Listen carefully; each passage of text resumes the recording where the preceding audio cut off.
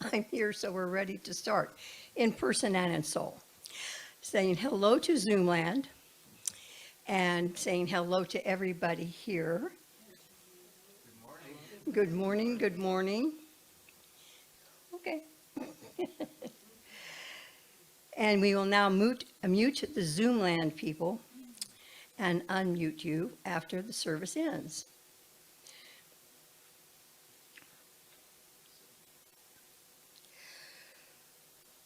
Good morning and welcome to Wellspring. My name is Jean Geringer. I am part of your Sunday, September 15th, 2024 service team. We're going to start with some announcements of things happening in our wonderful congregation here. Early Birds meet Sunday mornings at 9:30 via Zoom. It also meets in person, does it not? Yes. Okay. Via Zoom and in person. We get two choices. When we get to where we can do both at the same time, we will have achieved a very higher spiritual frequency. I'm working on that. The link is in the weekly email and on the website. Our speaker today is Dr. Edward. And on the 22nd, Reverend Kamatara.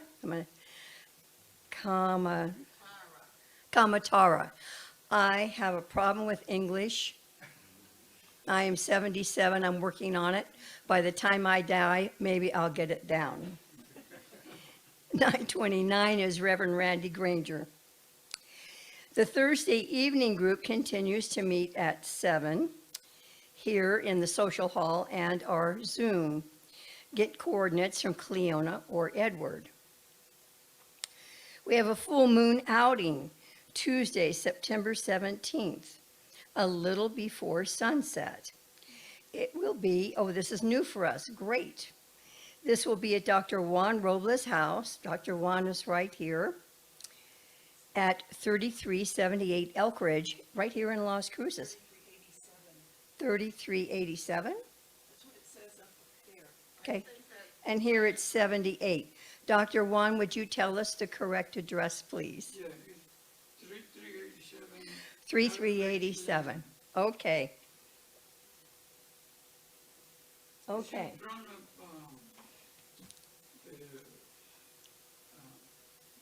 the store.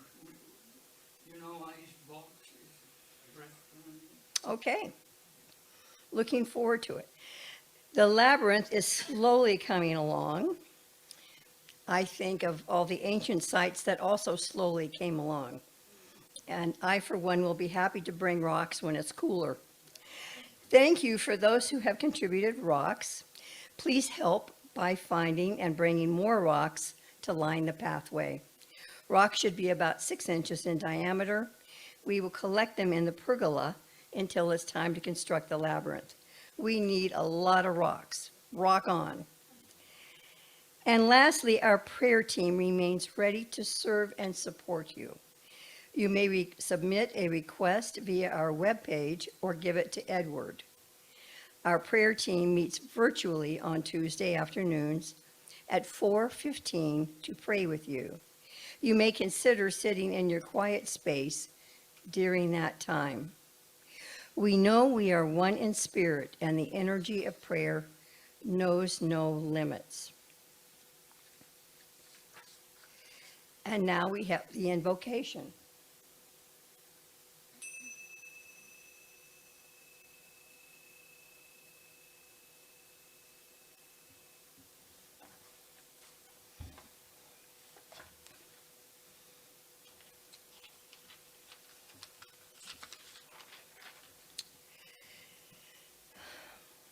As we create this sacred space at Wellspring, we ask that any energies present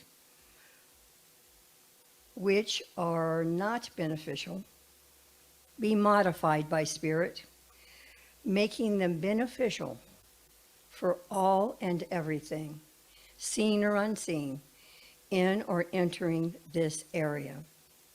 We ask for the presence of the divine for this gathering, whether we are here in person or by Zoom, or for those listening later. May Source, however each of us know it, however each of us call it, come to us and through us to all whom we encounter, and from them onward, and so to the whole world. And in this wave of divine source energy, we each are lighted love, helping ignite that light in all. And we ask for continued rays of consciousness in our congregation and in this planet as we continue to raise our spiritual frequency. So please stand if you are able for our song of joy. What? I'm still in prayer mode.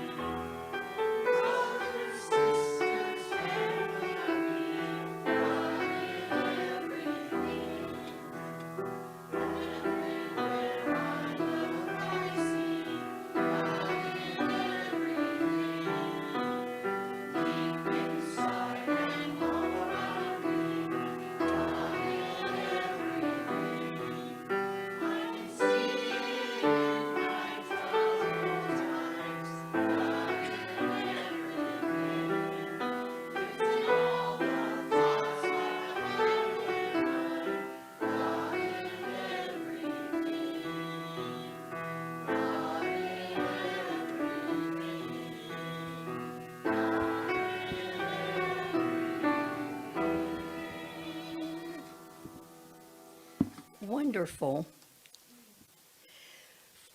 Thank you. Let us read together our vision, mission, and affirmation.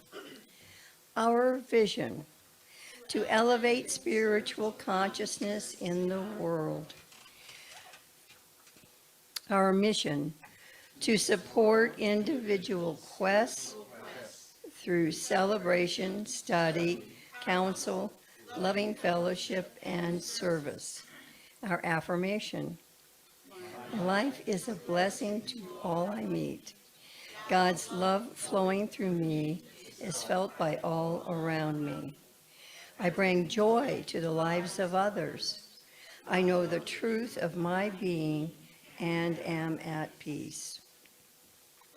And now we're very happy to have Doug Adams for our special music.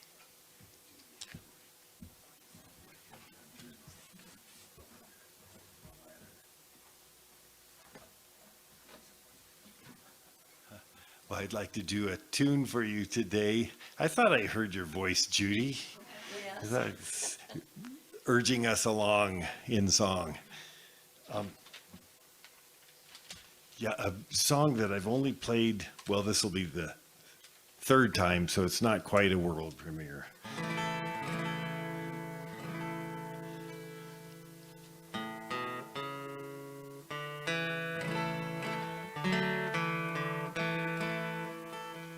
7 long years,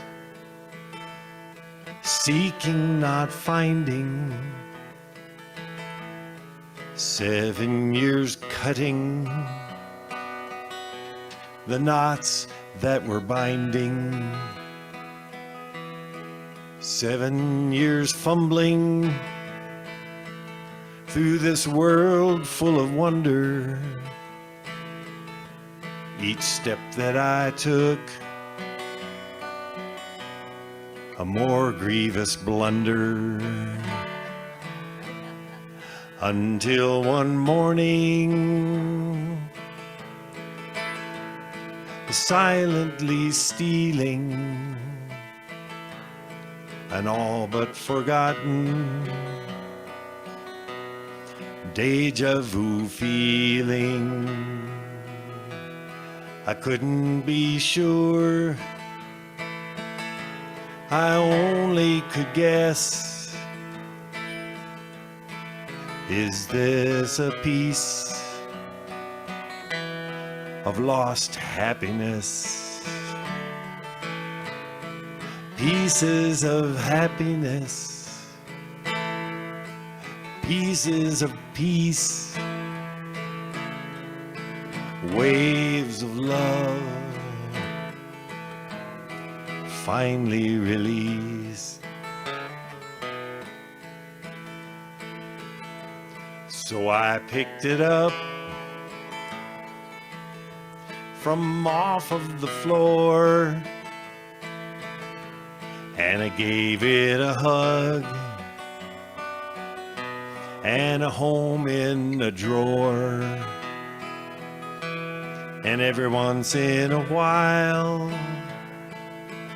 when I walked in my door, and I wasn't even looking, I'd find a few more. And up on the hillside and down in the street, I started to share them with people I'd meet. And everyone that I gave, 10 more would come back, till my pockets were full and my little backpack with pieces of happiness,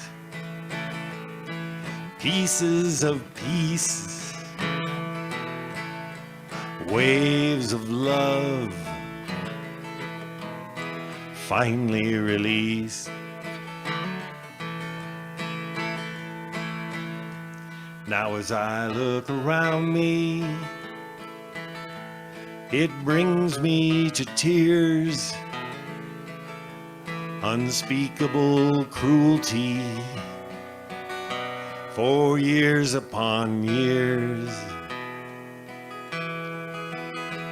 Seems like this world is getting ready to crack, and all that I've got to offer is in my little backpack.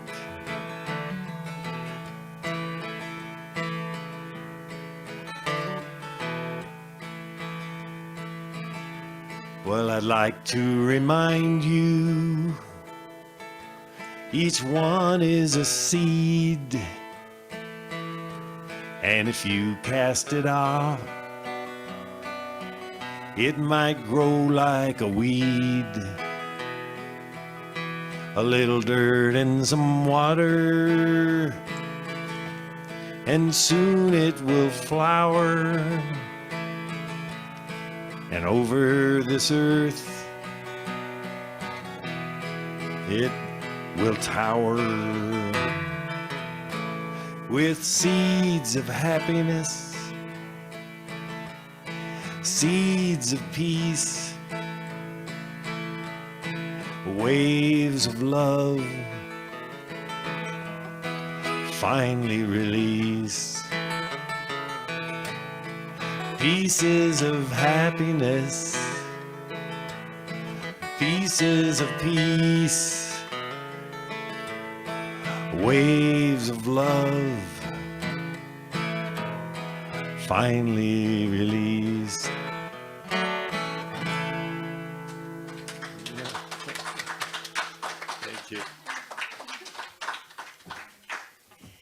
everybody else here, I'm always so happy to come in and find you waiting to give us a couple of your wonderful, wonderful songs. Thank you.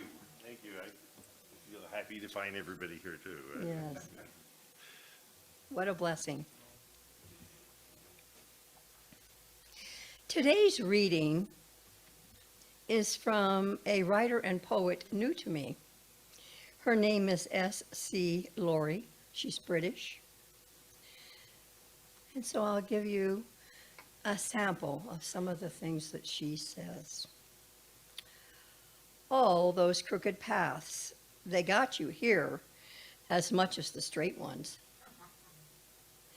All those rough days, they grew your muscles and your backbone, and even more than the good days. All the darkness that has surrounded you over the years revealed your light and your capacity to keep going so bright.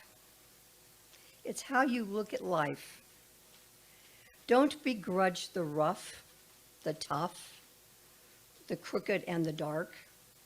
Embrace them as a good friend and sacred guide. They all have contributed immensely to the wonder you are unraveling to be. No one's life takes a straight path. Instead, our days are filled with twists and turns, some good, some bad. And while making us who we are, it's the most crooked paths, however, that can make the biggest impact on our lives. So I'll leave you thinking about what are some of the unexpected detours life's taken you on, what has made you stronger. And now it's my privilege to bring up Dr. Edward, who is going to be giving our Sunday talk today.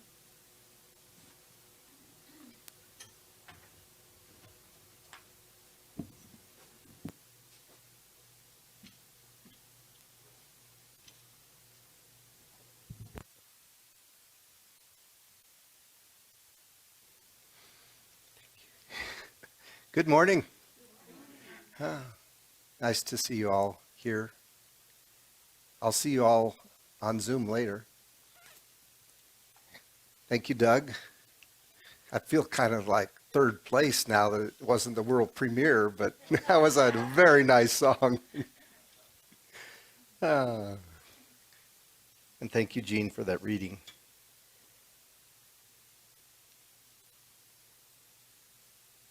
So maybe some of you have had this experience. I say I had this with my adult child, but you may have it with a friend or a family. And we were having a conversation, and I offered a suggestion as to what might be useful. And that didn't seem to resonate, let's put it that way. So we chatted a little further, and I offered another suggestion.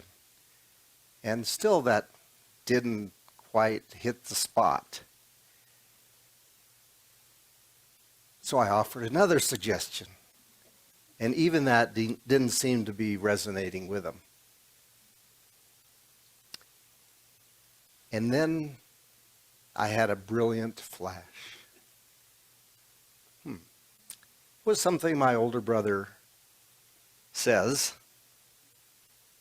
And the flash was, oh wait, I'm not in charge. So the other day at work, and this probably doesn't happen to any of you either. However, there was some conversation in the work area that I was at, and they were working on some problem. They were going to do this or maybe do that or something. And, it was like right there. I couldn't help but not hear. And it was in an area that I do have some experience, but they hadn't asked me for my contribution. So I sat there at my workstation, and I said, you know what? I'm not in charge. This is not for me to do. So I kept my mouth shut and let others take the lead and solve it. So I think we've all been in this situation where we somehow got involved in trying to solve someone else's problem. And it usually doesn't always work that well. But, you know, and it might have been intentional or it might have been inadvertent. You just got sucked into the conversation. And like I said about the first story, they were less than responsive to my suggestions, right? Or maybe, shall we say, the response was less than joyful to my suggestion. So we know that the truth of the matter is, and this kind of resonates with the song you were singing as well, but the truth of the matter is that you solving it for them is preventing them from acquiring the wisdom and confidence of their overcoming the problem. And I think maybe it was in the reading, perhaps it wasn't in the song, but at the same time, you know, what is ours to do type of thing. Well, you've got your backpack full of seeds. So this idea of I'm not in charge was kind of like reminding myself to mind my own business, you know. And I grew up in a family of 6 siblings. And you can imagine we were typically in each other's stuff. My mother had a favorite expression. As a matter of fact, it was so used that she began to use only the abbreviation for it. And that was MYOB. Mind your own business, right? So that leads me to one of my favorite authors, shall we say. It's Byron Katie, and she has something. She says, "Whose business are you in?" There are only 3 kinds of business in the universe: mine, yours, and God's. So as an example, whose business is it if an earthquake occurs? I saw somebody. It's God's business, right? All right, this is a little harder. Whose business is it if your neighbor down the street has an ugly lawn? Mine? Nah. It's the homeowner association, okay. It's theirs, right? Now, whose business is it if you are angry at your neighbor down the street because he has an ugly lawn? That is our business, right? So as she says, life is simple. It's internal. And I say, it's all about me. My reactions to things, that's me. That's not their responsibility. So following on, you know, she has something that's called the work, which is how you might want to learn from these various exercises. So she says, ask yourself, am I in their business? Did they ask me for advice? Or she says, I say more importantly, she says, turn it around. Can I take the advice I am offering and apply it to my life? Just a thought. So I realize that the two are a bit tied together. That is, the I'm not in charge and the mind your own business. Now, because of my relationship with mind your own business as a child, I see that as having a bit more of a connotation to it than I'm not in charge. MYOB, or, you know, this another expression that's butt out. Nobody's ever told us that, right? I mean, we're trying to be helpful. Come on. So those, you know, kinds of expressions might feel a little hurtful, but there was probably a lot of truth to them at the time, even though we didn't like it and didn't want to hear it at the time.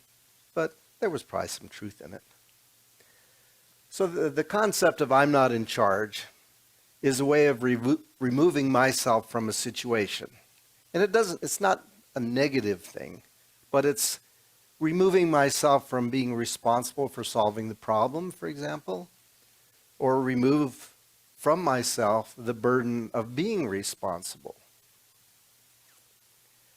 So it kind of helps to lighten our load if we can identify those things that we truly are responsible for and those that have been delegated to others or have nothing related to us. So far I've spoken of the expression, I'm not in charge, more from the ego perspective.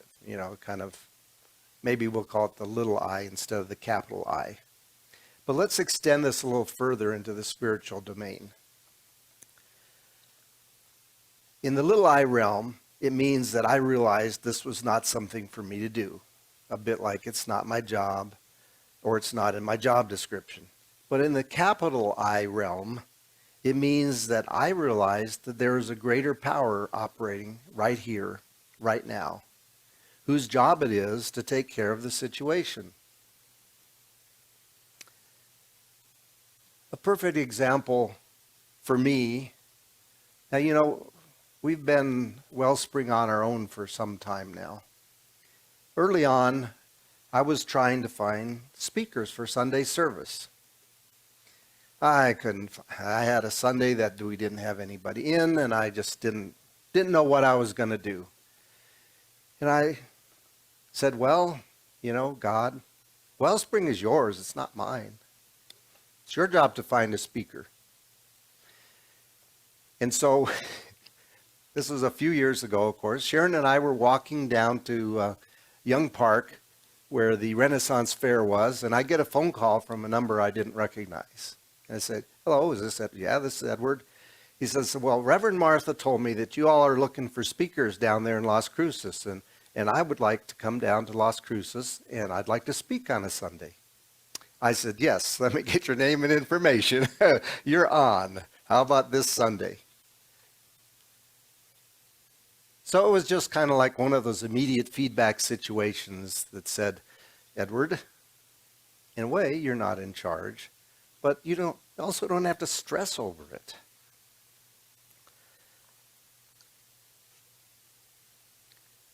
So I had been taking the task on as kind of an ego task, if you will. And it wasn't that I was swelled up about it, but I was forgetting source. And that this was Spirit's job, not my job.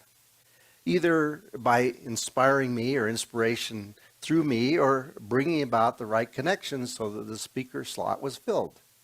It's like, okay. So when I get to the point of sort of frustration, I'm grateful that I'm reminded I'm not in charge, that Spirit is. I just have to be still and listen. And so, of course, I was using the example of Wellspring here, but this concept has application to the entirety of our lives if we think about it. And I thought I'd find out because I knew this was not unique to me. So I did a little internet search, and I thought, well, a good place to start might be the Bible. Let's see if there's anything in the Bible about this. And so there was a lot more than this, but I have a few. Proverbs 3:5-6 says, trust in the Lord with all your heart, and do not rely on your own understanding. In all your ways to know him, and he, God is a he in the Bible, and he will make your path straight. And in Peter, cast all your anxiety on him because he cares for you. Or from Psalms, commit everything you do to the Lord, trust him, and he will help you. I went to the Jewish Bible to look that up, and same Psalms 37:5 says, commit your way to the Lord and trust in him, and he will act. And something else from the Psalms says, the Lord hears his people when they call to him for help. He releases them from all their troubles. And I said, okay, but I felt like these verses seemed to imply to me anyway a helplessness on our part. Was kind of the, dear God, have mercy on me, this wretched soul, and, whatever you got that, yeah, erase. So I'd rather interpret it as us having the understanding and power of spirit within. And we just have to move our little selves out of the way to hear it or feel it and use it. And I thought maybe Buddhism might have something to say about this. And I was, basically the first thing that came up was this apparently famous story. I've heard it several times, and you probably have too, about two traveling Buddhist monks who needed to cross a swift but shallow river. And as they were about to go across, there was a woman on the side of the river who says, sirs, could you help me get across the river?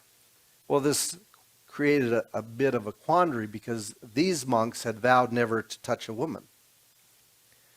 So the first monk kind of hesitated, but the second monk says, sure. He picked her up, carried her across, and set her down, and they went on their way. And a mile down the road or so, whatever, the first monk says, look, you took vows to never touch a woman. How could you have picked her up like that? And the monk who had picked her up said, brother, I set her down at least an hour ago. Why are you still carrying her? Kind of like Byron Katie, whose business is it anyway? The other interpretation or addition to I'm not in charge could be interpreted as I'm not in control. No, right?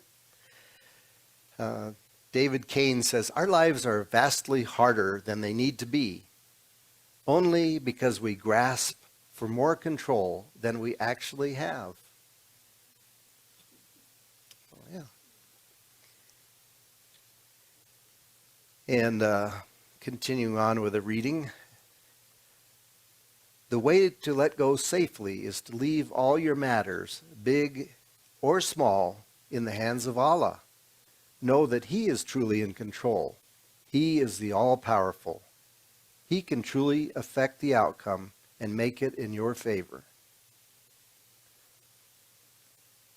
Or if we look to the Bhagavad Gita, under the phrase of letting go of outcomes, by letting go of the desire for specific outcomes, people find peace and contentment in their efforts. Or, you have a right to your actions, but never to your actions' fruits. Act for the action's sake. Again, kind of like planting some seeds. If somebody else chooses not to water them, it's not your responsibility. And I think many of you are familiar with a song. We mostly probably thought of it as a Ricky Byers song, but it was actually written by Dr. Michael Gott. And that is the song, I release and I let go, and I let the Spirit run my life. And I'm sure you can think of other quotes or references to this concept, and maybe there's some ways that you can fit it into your life. So I just say, I'm not in charge, can have many applications and can work on many levels, from our day-to-day relationships and interactions to a deeper spiritual application. It can mean everything from minding my own business to not trying to control everything, from feeling like we have to have all the answers to setting aside our ego personality and listening to the still, small voice within. However you choose to interpret this concept, it's likely that it will prove helpful in your day-to-day living. And with that I say, and so it is. Yes. So let's just take a moment and take this to prayer.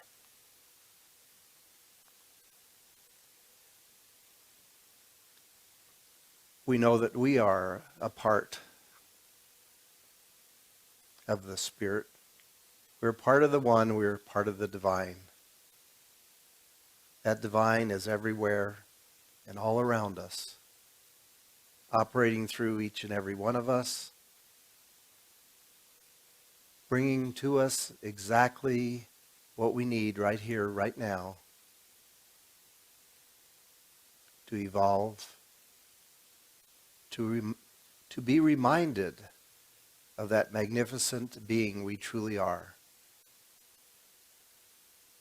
We know that we had a choice in how we got here and what we came to learn.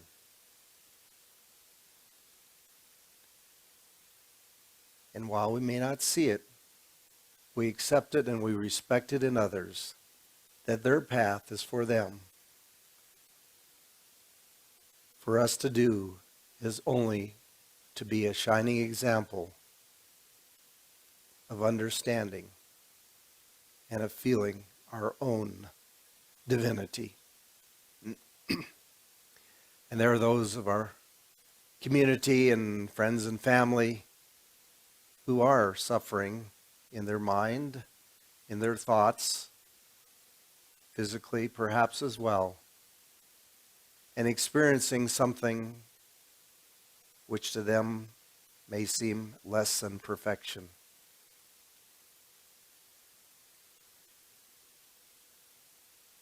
But we know that they are in exactly the right place at the right time for them and for their spiritual path.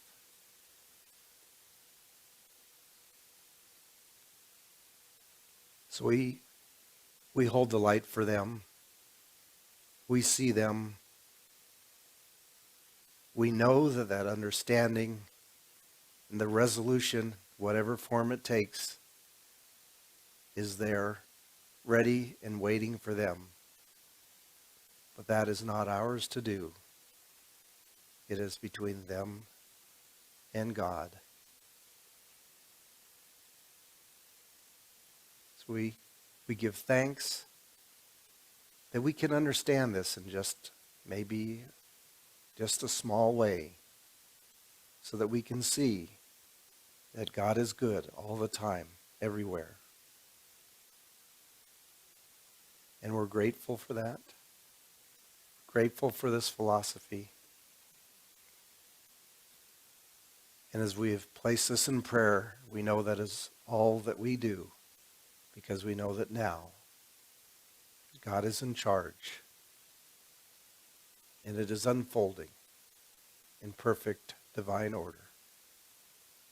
And so it is.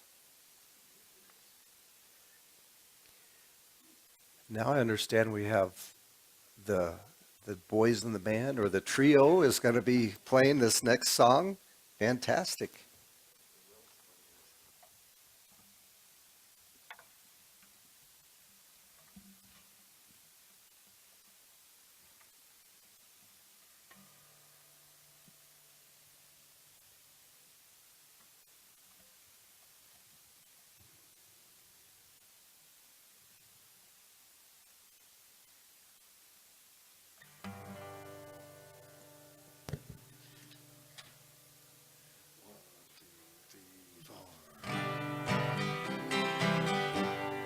To everything turn, turn, turn. There is a season, turn, turn, turn. And a time to every purpose under heaven. A time to be born, a time to die, a time to plant, a time to reap, a time to grow, a time to heal, a time to laugh, a time to weep. To everything turn, turn, turn. There is a season, turn, turn, turn. And a time to every purpose under heaven. A time to build up, a time to break down, a time to mourn, a time to dance, a time to cast away stones, a time to gather stones together. To everything turn, turn, turn. There is a season, turn, turn, turn. And a time to every purpose under heaven. A time for love, a time for silence, a time for struggle, a time for peace. A time that you may embrace, a time to refrain from embracing.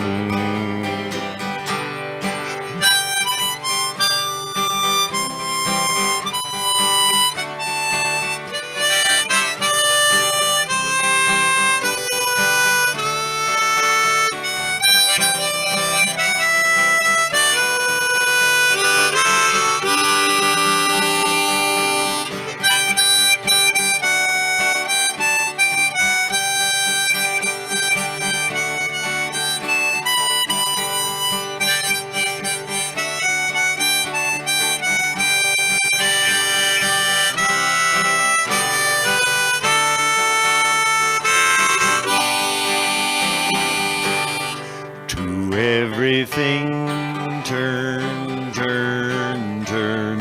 There is a season, turn, turn, turn. And a time to every purpose under heaven.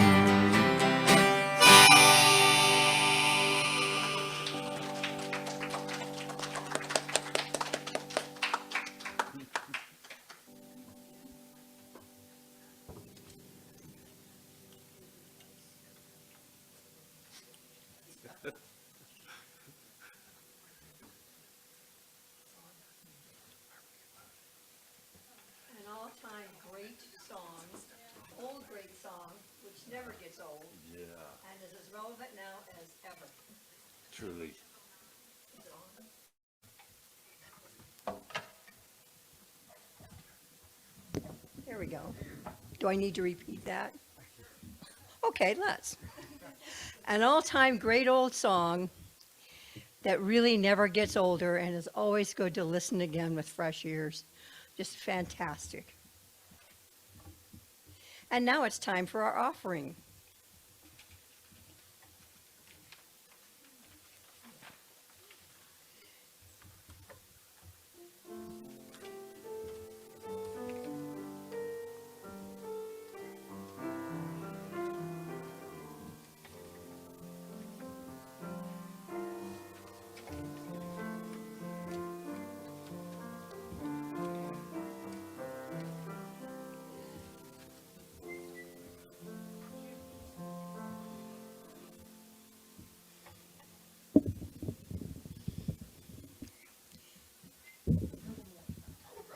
So we can grow like the seeds, like a weed. As we acknowledge and receive our virtual and in-person gifts, we give great thanks for the offerings already given and those we will be receiving, because we know that giving and receiving are both part of the one flow. We affirm that we are also part of that flow. We bless these gifts and know that they are multiplied throughout our community. There are a number of folks who have contributed to the production of this service, and we are grateful for their service. We thank you for joining us today in Zoomland and here in the sanctuary. And lastly, stay around in the Zoom meeting after service to visit or join us for real in the social hall. Please stand as you are able and read with me the benediction followed by our congregational song. Spirit in the midst of us is mighty. Joy, peace, and eternal life are our true nature and flow through us into the world. And so it is. And our song.